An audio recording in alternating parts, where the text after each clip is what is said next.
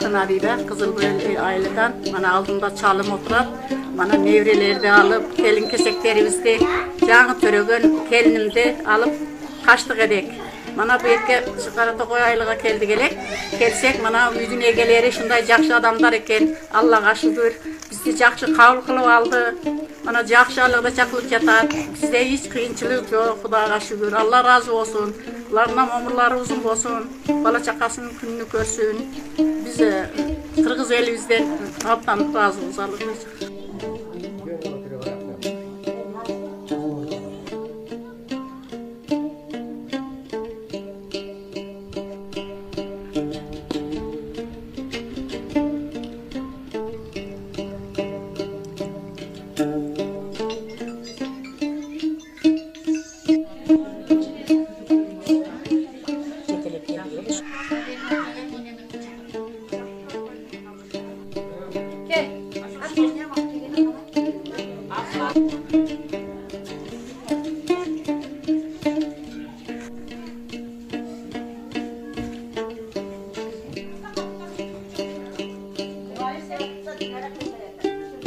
Kızılbel aydan geldik, bütün nevreleri de alıp şunun ol, bana aylığa gel, bitti şitti aylığa mide durağız. Bunlar bizi çarşı karab ne kavul aldılar.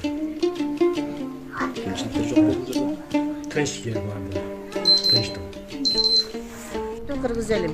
Bugünkü günde Batken elinin kaygısını teң bölüşüp, moralдык жактан, материалдык жактан жардам көрсөтүp, бизге чоң өбүлгө болуп турганыңыздар үчүн Batken elinin атынан, өзүбүздүн атыбыздан тең ыраазычылык билдиребиз.